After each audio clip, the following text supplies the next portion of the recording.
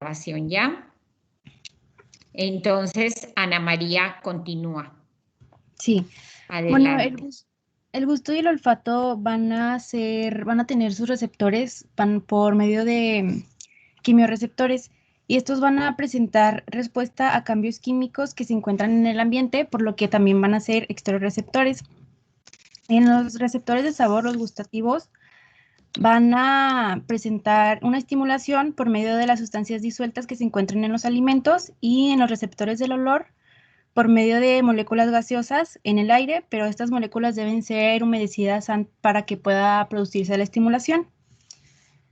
Bueno, pasando al gusto, el gusto va a tener sus receptores por medio de las papilas gustativas. Estas tienen una forma de barril y van a contar entre 50 y 100 células neuroepiteliales. Estas células van a tener microvellosidades que van a salir a través del poro gustativo hacia la superficie.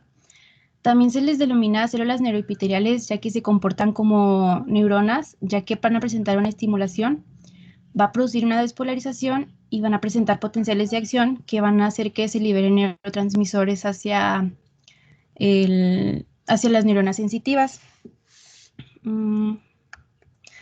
Tenemos diferentes tipos de papilas. Las papilas foliadas, que se van a encontrar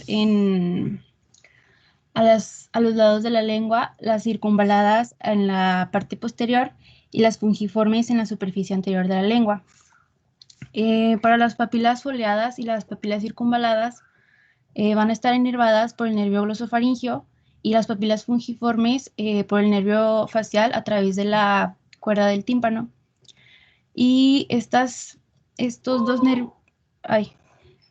nervios van a llevar la información hacia el bulbo raquídeo, en donde van a presentar donde se van a proyectarse neuronas de segundo orden hacia el tálamo, y el tálamo se va a encargar de llevar la información a la corteza cerebral, principalmente pues a la corteza gustativa primaria, que se encuentra a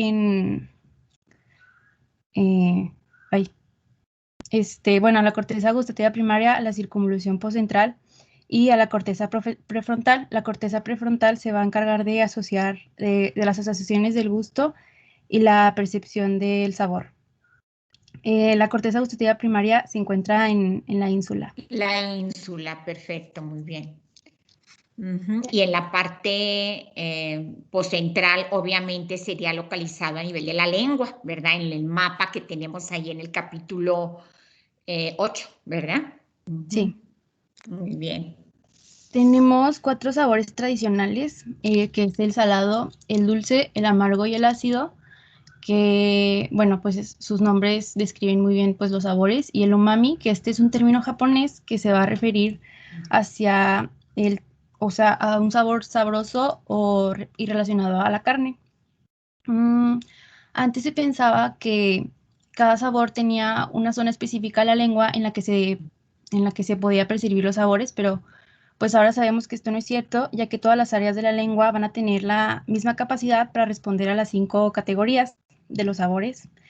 Y bueno, también sabemos que una papila gustativa puede contener células gustativas que son sensibles a cada una de las categorías. Bueno, para el sabor salado se va a producir por medio del sodio y otros cationes. Va a llegar iones sodio hacia la superficie apical de la célula y va a entrar por medio de proteínas de membrana, y así producir una estimulación en la que se liberan neurotransmisores hacia las neuronas sensoriales.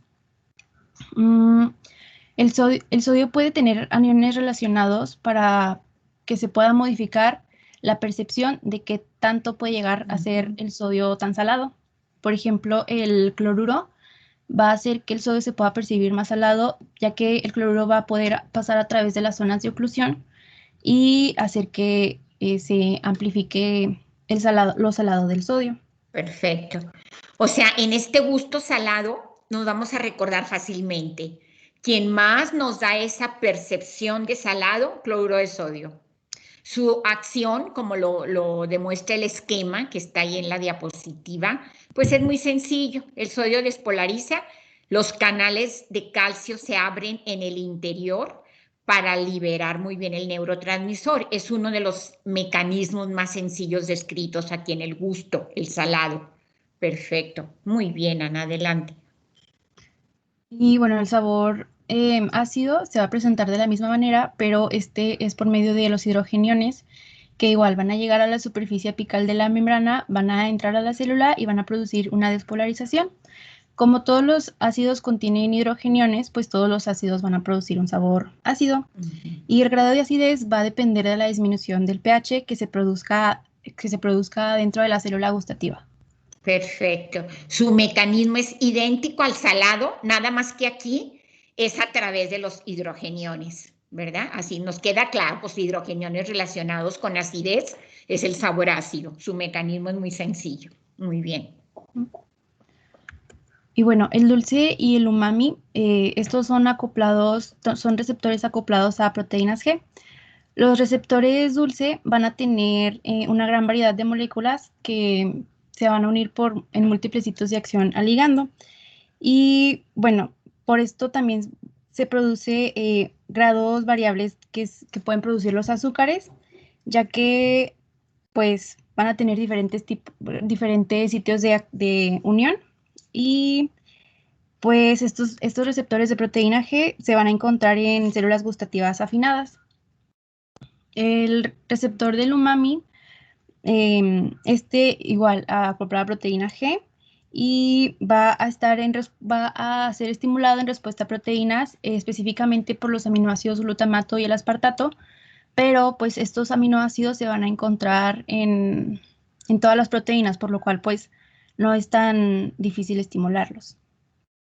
El libro nos da un ejemplo de la sacarina que en concentraciones muy bajas puede estimular solo a los receptores dulces y en receptores amargos también en concentraciones altas también pueden estimular receptores amargos y produciendo un sabor resabio que es como un sabor desagradable y persistente. Y también existen otros factores que influyen en el sabor, como lo es la temperatura y la textura de los alimentos. En este esquema, aquí lo importante, no sé si lo quieras aprovechar de una vez, Ana, la participación del segundo mensajero en este tipo de gusto del dulce y del umami. Traigo otra diapositiva. Muy bien, perfecto, adelante. Y bueno, el sabor amargo, igualmente es acoplado a proteína G y se encarga principalmente para advertir sobre toxinas que se llegan a ingerir. Estas son muy sensibles con concentraciones muy pequeñas, pues porque es importante saber que consumimos alguna toxina, pero también hay que aclarar que no todas las toxinas van a tener un sabor amargo. Por ejemplo, la quinina no se va a poder diferenciar por otras moléculas que también estimulan a estos receptores. La quinina es un alcaloide que va a hacer que la captación de oxígeno y el metabolismo de los carbohidratos disminuyan. Por eso puede llegar a ser tóxico, pero en otras concentraciones y en consumos como moderados puede llegar a ser tratamiento para la malaria. Bueno, aquí están estos receptores de proteína G, que en el gusto se llaman gusducinas. Gusducinas. Sí.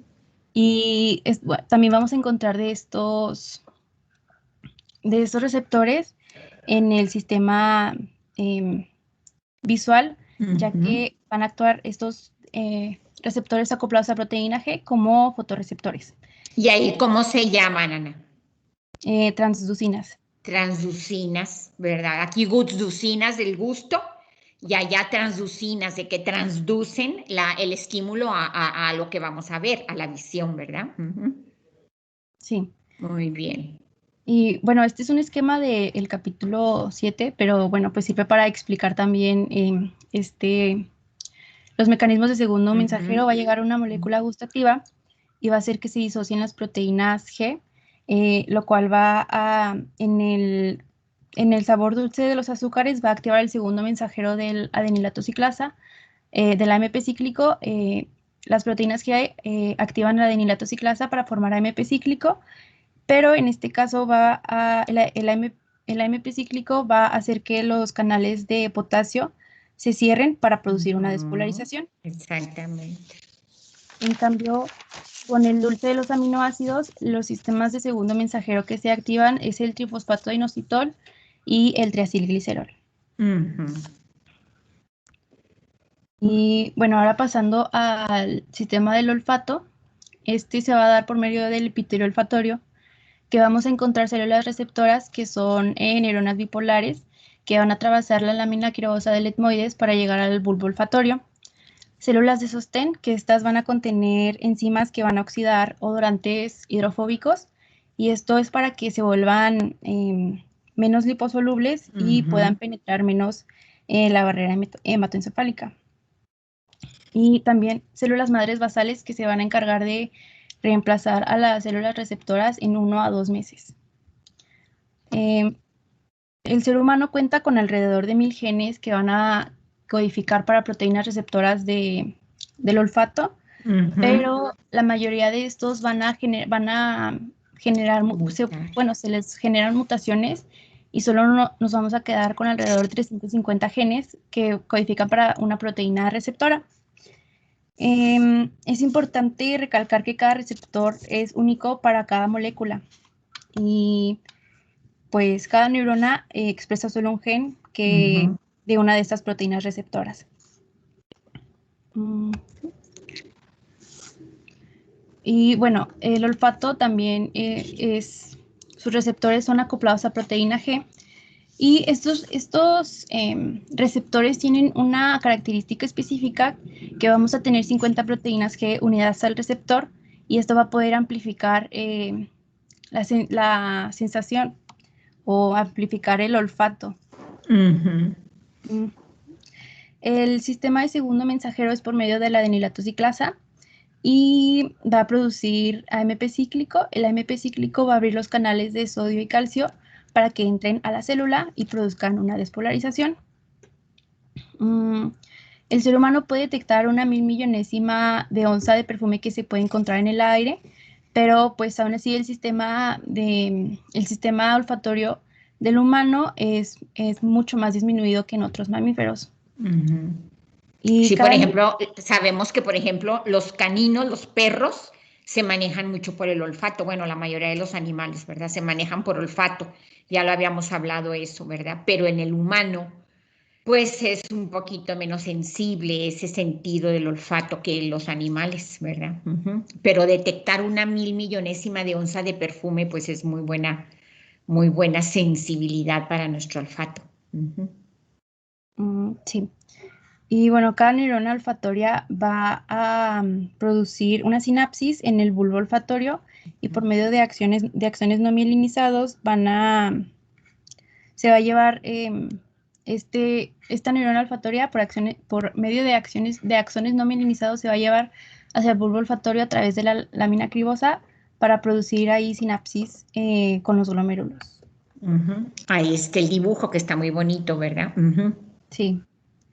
Y bueno, este procesamiento se empieza primero en el bulbo olfatorio, hace sinapsis en los glomérulos, y aquí se va a encargar pues de afinar los odorantes ahí en las proteínas receptoras específicas. El bulbo olfatorio se va a encargar también de llevar la información, la información olfatoria hacia la corteza olfatoria por medio de los tractos olfatorios, por medio de los tractos olfatorios. Y bueno, también va a tener conexiones con estructuras del sistema límbico, como lo es en la amígdala y el hipocampo, a través de la corteza piriforme. También a través de la corteza piriforme se puede llevar la información olfatoria hacia la corteza prefrontal, y como ya les había dicho, en la corteza prefrontal también llega información del gusto, por lo que se puede decir que los dos sistemas pues están relacionados. Claro, y este es el único ejemplo que tenemos en el sentido de olfatorio, que del bulbo olfatorio va directo al sistema nervioso central sin pasar por el tálamo, que habíamos dicho en el capítulo 9 que el tálamo pasaban todos los tipos de sensaciones, esta no, esta va directa, ¿verdad? De las neuronas bipolares que tenemos ahí como receptores, van directo al bulbo olfatorio y directo a las cortezas, ¿verdad? Que van a identificar el olor.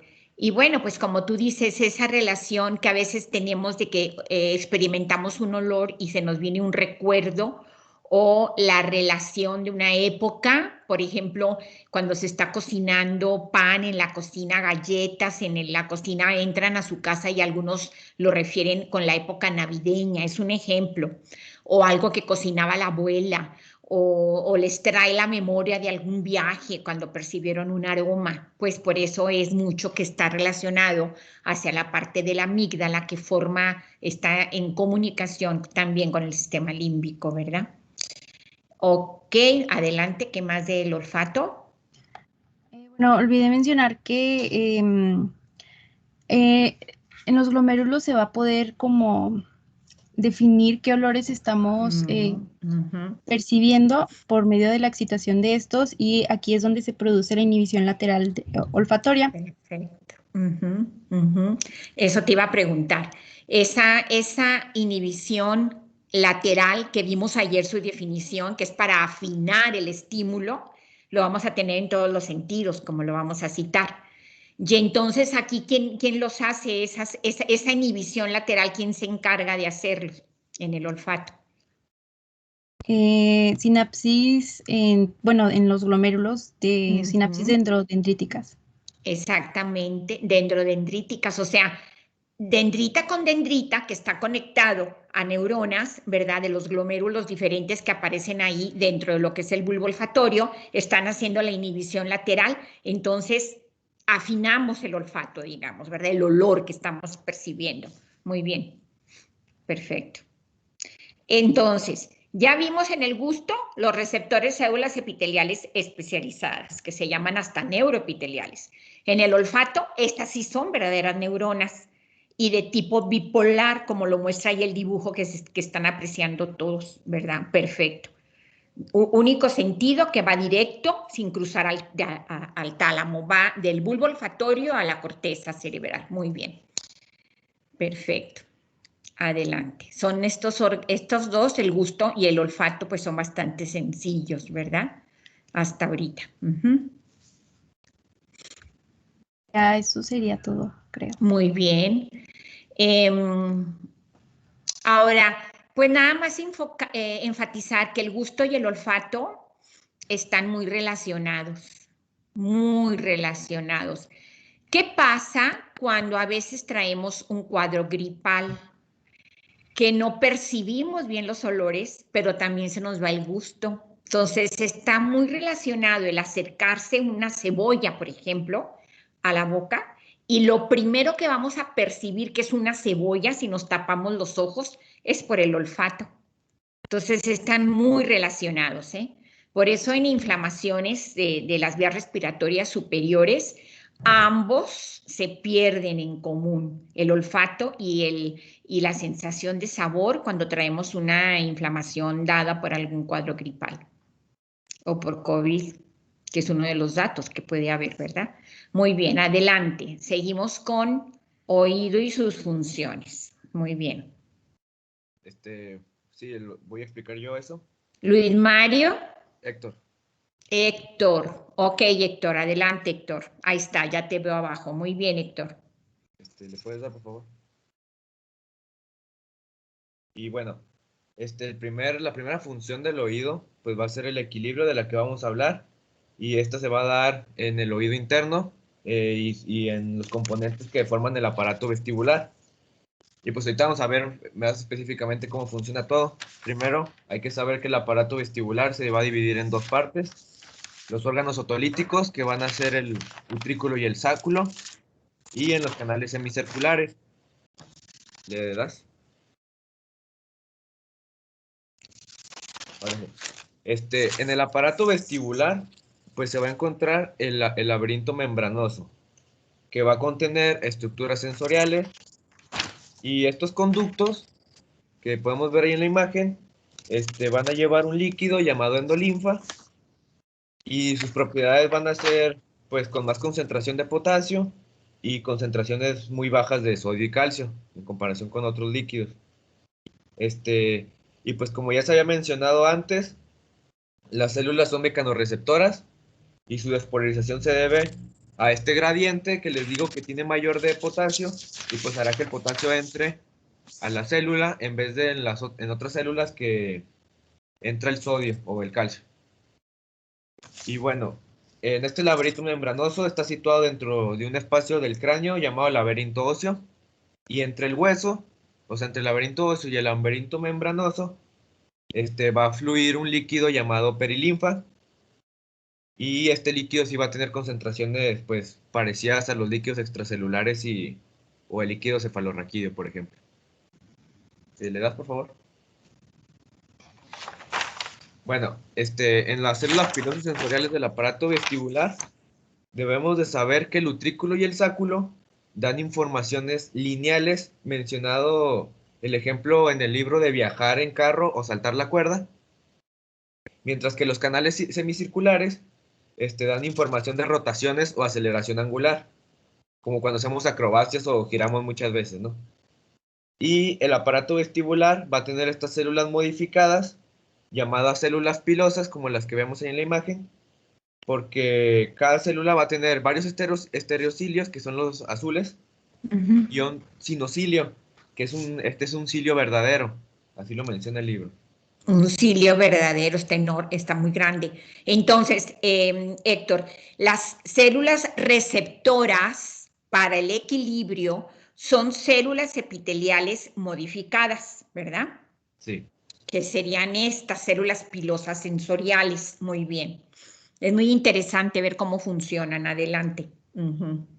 Bueno, entonces cuando los estereocilios se muevan en dirección del sinocilio, como en la figura C, se va a deprimir la membrana plasmática y esto va a hacer que se abran canales de potasio para que entren y va a liberar neurotransmisores hacia las dendritas, hacia el nervio vestíbulo-coclear o el par craneal 8.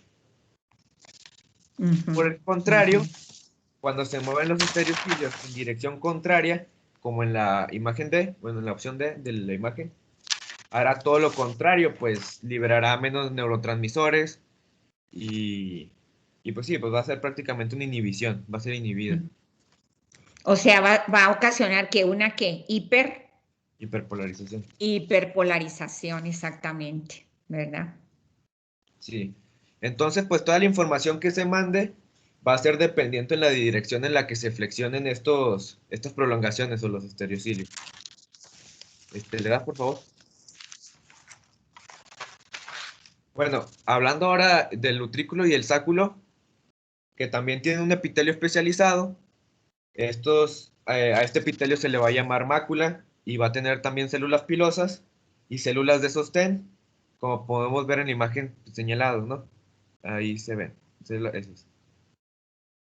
Los pelos de las células pilosas están embebidos o adentro, por así decirlo, en una membrana que va a tener cristales de carbonato en esa membrana autolítica, o sea, van a estar adentro de la membrana. Estos cristales son de calcio y se le van a llamar atolitos. Otolitos, de carbonato de calcio, ¿verdad? Sí. Y luego, esta membrana pues ayuda a resistir contra los cambios de movimientos bruscos. Va a ser como pues, un amortiguador. Y ya les había mencionado que tanto el utrículo como el sáculo se especializan en aceleración lineal. Entonces, por la disposición de sus prolongaciones, podemos decir que el utrículo se especializa más en aceleración horizontal y el sáculo en aceleración vertical. Y el libro menciona como ejemplo, cuando hay una aceleración hacia adelante, como pues al estar en un carro, la membrana autolítica se moverá, la membrana se va a mover mucho más lento que las prolongaciones, entonces los pelos van a tender a irse hacia atrás y Y por ejemplo, en aceleración vertical, al bajar un elevador, las prolongaciones se irán hacia arriba. Y estos pues, van a mandar la información pues, hacia al par craneal 8. ¿Le das, por favor? Y bueno, ahora hablando de los conductos semicirculares y recordando un poco de Renato, sabemos que existen 3 conductos semicirculares, que son el superior, el posterior y el externo. Bueno, aquí lo menciona como el externo. Y estos van a tener viajando por dentro de los conductos endolinfa. Y también hay que recordar que en la base de estos canales existe una tumefacción llamada ampolla, y que en un área elevada de la ampolla, en la cresta ampollar, ahí es donde están las células pilosas sensoriales, las especializadas. Y en diferencia con el utrículo y el sáculo, pues estas van a ser absorbidas, en vez de por la membrana otolítica, van a ser por una membrana gelatinosa llamada cúpula. La cúpula, ¿verdad? Estas membranas, tanto aquí como en el sáculo y utrículo, les dan, como tú dices, las estabilizan, ¿verdad? Les ayudan a evitar las inercias de los movimientos, porque es lógico que si nos movemos en un elevador o en un carro, donde sea, pues hay inercia, o giramos, hay inercia, ¿verdad? Entonces, estas membranas gelatinosas, estas membranas son verdaderos apoyos de sostén a todas las células pilosas. Muy bien. Ok. Aquí en este dibujo que estás presentando, que no es el de Lyra Fox, no es, ¿verdad? Porque en el Lyra Fox le llaman anterior. ¿Cuál sería el canal semicircular anterior, el externo? Sí, ¿sí, no? Ok, sí. El anterior, ¿verdad? Muy bien. Adelante. Y bueno, aquí en la imagen de la izquierda podemos ver que las rayas azules, o como se ve azul celeste, esa es la cúpula. Y las células pilosas están ahí como un morado, y ahí están embebidas dentro de la cúpula. Sí, se ven sus prolongaciones, ¿verdad? Como si fueran vellosidades. Ahí están. Muy Sí. bien. Y bueno, aquí la endolinfa se va a encargar de que con el movimiento también se muevan las prolongaciones, pero en una dirección opuesta. Entonces, si la cabeza se está moviendo hacia la derecha, la endolinfa promueve el movimiento de la cúpula hacia la izquierda. Y pues al revés también, ¿no? Y pues el libro menciona que diferentes partes de los canales semicirculares se van a estimular dependiendo de la acrobacia que se hace. Por ejemplo, el semicircular posterior se estimula al dar una voltereta lateral, así lo menciona. El anterior al dar un salto mortal. Y ¿Cuál sería, Héctor, el salto mortal? ¿A qué se refieren con salto mortal? Yo no, la verdad, pues no sé mucho de gimnasia, pero lo menciona. Me imagino que es el de para adelante, ¿no? Donde, pues digo, para atrás. Para atrás, exactamente. Es cuando giran con todo el cuerpo para atrás. A ese le llaman el salto mortal. Sí. Y pues el lateral se va a estimular cuando se está girando sobre sí mismo muchas veces. O sea, por ejemplo, si empieza a dar muchas vueltas. Que ese tipo de vueltas pues se utiliza mucho en bailes, en el ballet, en el patinaje, ¿verdad? Artístico. Esas vueltas, los giros sobre el eje vertical del cuerpo. Ok. ¿Le das, por favor? Ok. En las vías neurales tenemos que saber que la estimulación de las células pilosas van a provocar activación de las neuronas del par craneal 8, que es el vestíbulo coclear. De aquí se van a transmitir impulsos al cerebelo y al bulbo raquídeo. A los núcleos vestibulares específicamente del bulbo raquídeo, y de aquí se van a ir al centro oculomotor del tallo encefálico. Y pues con el diagrama podemos ver cómo llegan aferencias tanto del aparato vestibular, como del cerebelo, de los ojos, de los receptores somáticos, y todo esto va a llegar a los núcleos vestibulares en el tallo encefálico. Y de aquí las aferencias hacia el centro oculomotor y a la médula espinal. Se menciona que pues esto de que va hacia el centro oculomotor es importante para mantener un equilibrio y pues llevar un registro de del campo visual de la rotación, o sea, cuando se está moviendo, llevar un registro del campo visual. Y pues yo también, por ejemplo, me imagino que en estas conexiones son las que provocan que volteemos la cabeza pues muy rápido cuando ocurre como algún tipo de explosión o un sonido muy fuerte en nuestros oídos. Estas conexiones que hay. O sea que las conexiones tendinosas musculares la parte del aparato vestibular, ¿verdad? Sí, está todo conectado, obviamente. Ujú. Sí. ¿Le puedes dar, por favor? Y bueno, existen no, por ejemplo, no son enfermedades, más que nada son síntomas, Ujú. con relación al aparato vestibulococlear. Y bueno, el nistagmo se va a describir como el movimiento de los ojos cuando se interrumpe el estar girando, y esto pasa porque, como les mencioné ahorita, cuando se está girando, la cúpula se va a mover en dirección opuesta del giro. Después, tarde o temprano, la cúpula se va a enderezar si se continúa girando por mucho tiempo, y si de repente se suspende el giro, la inercia de la endolinfa va a provocar que la cúpula se flexione en dirección a la que se estaba girando. Pero también hay que saber que este movimiento de la cúpula provoca movimientos suaves en los ojos en la dirección opuesta a la cabeza. Ujú. Y si, como les comento, se suspende este giro, pues va a provocar que aún se sigan moviendo los ojos y provoque que la persona piense que, pues por ejemplo, todo está girando a su alrededor. Y si pasa esto, se provoca una pérdida del equilibrio normalmente, y se va a producir lo que conocemos como el vértigo. Y esta es una respuesta natural, pero pues como todo también tiene una parte patológica, porque pues puede deberse a infecciones virales que causen neuritis vestibular. Y pues normalmente el vértigo se va a acompañar de síntomas como mareo, náuseas, vómito o sudoración, palidez y otros síntomas. Palidez, ok. Entonces, si queremos definir, Héctor, nistagmo, ¿cómo lo definirías? El movimiento de los ojos cuando se interrumpe el giro. O nada más oscilaciones involuntarias de ojos, ¿verdad? Las Sí. oscilaciones involuntarias de ojos se llaman nistagmo, muy bien. Y vértigo, pérdida del equilibrio, que cuando es muy fuerte ese vértigo se acompaña de mareo, náusea, palidez de tegumento, se pone la personita pálida, sudoración, y además, aparte de la náusea, puede ocasionar vómito, ¿verdad? Ese es un vértigo muy fuerte.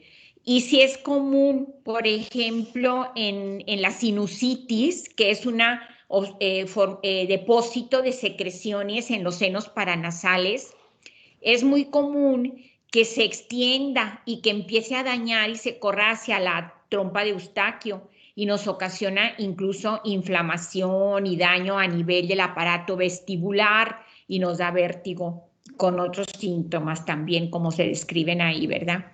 Ok, incluso viene una aplicación clínica también sobre el vértigo adelante. Uh-huh. Sí, ahorita lo voy a mencionar. Sí, muy bien, Héctor. ¿Le das, por favor? Ok. Y la otra función del oído, que pues es la más obvia, es la audición, ¿no? Y esto se va a dar porque el sonido provoca ondas que viajan por el aire desde el exterior para provocar el movimiento de los huesecillos y de ahí a la cóclea, y estos a células pilosas de la membrana basilar. Pero bueno, estas ondas van a tener una frecuencia y una intensidad. La frecuencia se mide en hertz, que son pues, los ciclos por segundo, mientras que la intensidad se va a medir en decibeles. A ver, una pregunta, Héctor. ¿Oído no era para el siguiente equipo? No, creo que empezaba en ojos. En ojos, o sea, sí les incluye oído. Ah, bueno. Nada más antes de seguir, ¿y qué pasó con la aplicación de enfermedad de Menier? Ahorita la de... Sí, ahorita la voy a mencionar, la tengo en una diapositiva aparte. Ah, ok, pero bueno, es que como eso cerraba, lo quieres citar aquí después de audición. Muy bien, adelante, pues te escuchamos, adelante. Ok. Bueno, va a haber unos límites de frecuencia y de intensidades audibles. Ujú. Por ejemplo, los decibeles en la imagen de la izquierda, este, digo de la derecha, van La a, barra de color. sí, van a clasificar diferentes tipos de sonidos, pues de muchas cosas de la vida cotidiana. En línea verde se dice que no hay riesgo, pues sí, no existe un riesgo y pues pueden incluir palabras, un aula o una circulación de automóviles o el tráfico, bibliotecas, lavadoras, aspiradoras, todo eso, y va a ir más o menos desde 0 hasta 80 decibeles. El amarillo, que es equivalente a unos audífonos, llega al límite nocivo de, de los, de lo audible.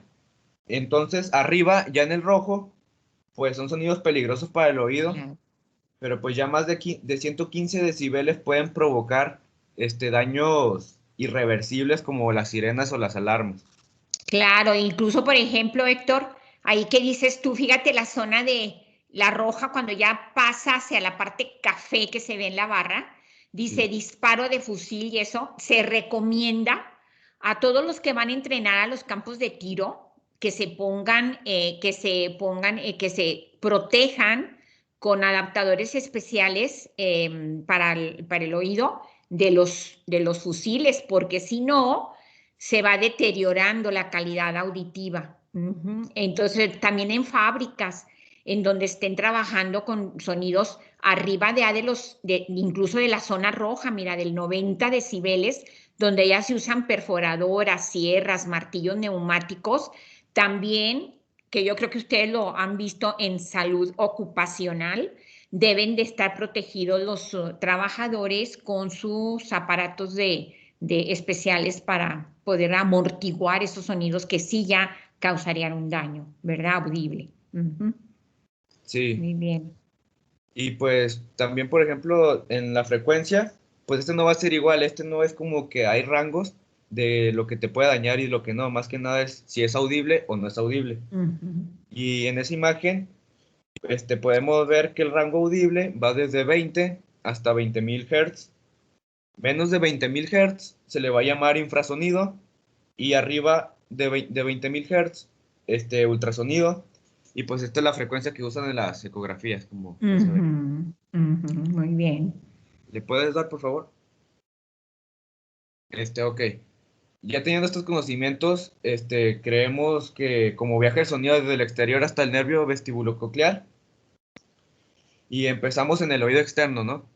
Que pues recordando anatomía, esta se va a dividir en un pabellón de la oreja y el meato auditivo externo, como se ve en la imagen. Y pues el sonido entrará por el pabellón y se juntará o se canalizará todo en el meato auditivo externo y va a ir hacia el tímpano o la membrana timpánica para que este vibre. Y pues un dato interesante es que al momento del habla, que tiene una intensidad de 60 decibeles más o menos, los movimientos del tímpano tienen apenas un diámetro de una molécula de hidrógeno, o sea, pues podemos ver que se mueve muy poquito.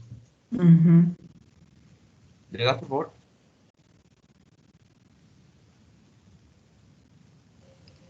Ahí se cambió. Sí, ya, oído medio.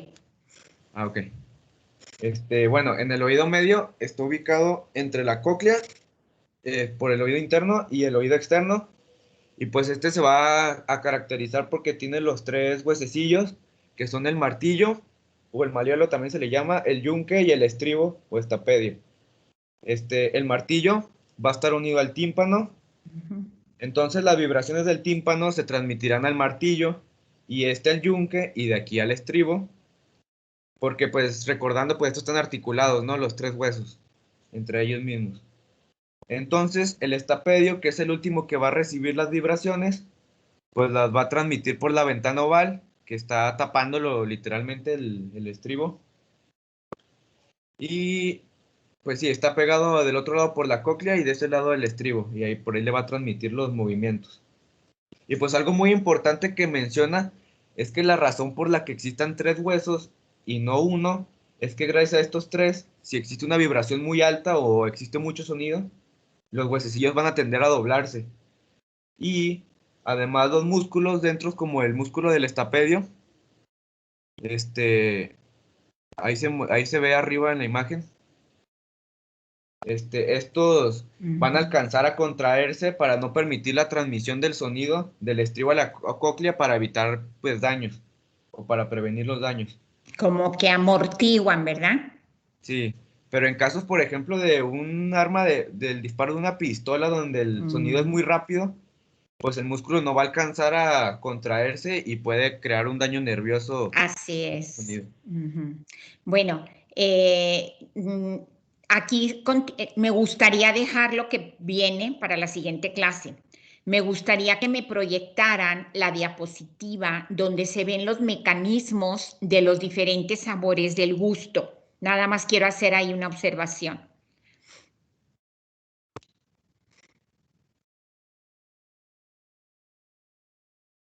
Ahí empezamos aquí. Aquí mero lo quiero, espérenme. Ok. Este es el dulce y el umami, pero aquí no viene, ¿tienen otra? Ah, ándale, la que sigue de este. A ver, vamos a empezar desde el salado, por favor. Ahí está el salado. Hablamos de que su principal estimulador, cloruro de sodio, muy bien. Cómo los canales, abre canales de calcio, de exterior a interior, miren cómo está entrando ahí el calcio. Y esto ya libera el neurotransmisor. Muy bien. El que sigue, por favor. Es sencillo. Trabaja exactamente bien el ácido, nada más que es ocasionado por los hidrogeniones. También el calcio entra del exterior al interior para abrir la vesícula del neurotransmisor. Perfecto. El que sigue. Aquí en el dulce cambia, chicos. Fíjense bien.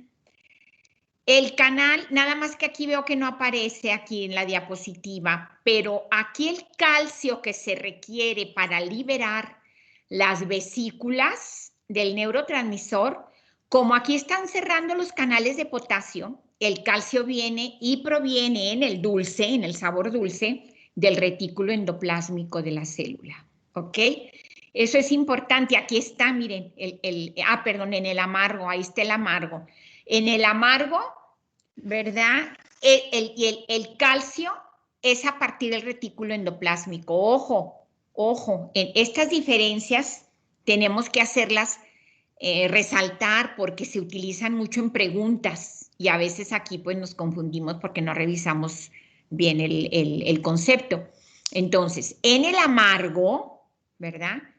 El calcio viene del interior, igual que en el anterior, en el dulce, porque en el dulce se cierran. A ver, pásame el anterior. Se despolarizan, se cierran y aquí no hay participación de calcio en estas. Aquí las vesículas, al despolarizarse por el cierre de los canales de potasio, viene la liberación de neurotransmisor y en el amargo viene el calcio del retículo endoplásmico. Ok, ahí está. Muy bien. Perfecto.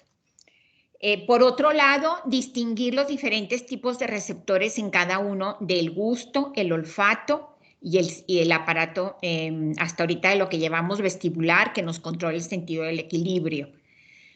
Y luego identificar muy bien, bueno, lo que vamos a ver la siguiente clase, que es cómo el sentido del oído está ahí, es un poquito más complejo porque tenemos la participación de la cóclea. Y ahí vamos a continuar el lunes. Mañana tengo un examen doctoral, nos los ponen los viernes. El examen doctoral de mañana es un alumno nuestro del departamento que yo dirijo.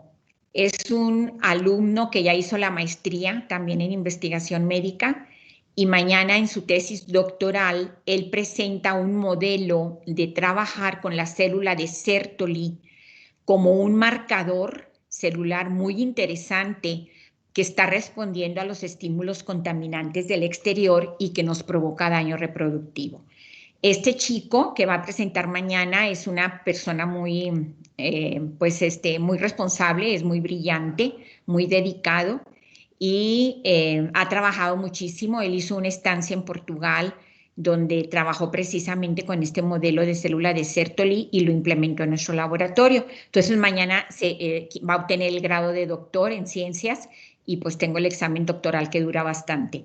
Entonces nos veríamos el lunes, chicos. El lunes retomamos la clase a partir del oído donde se quedó Héctor.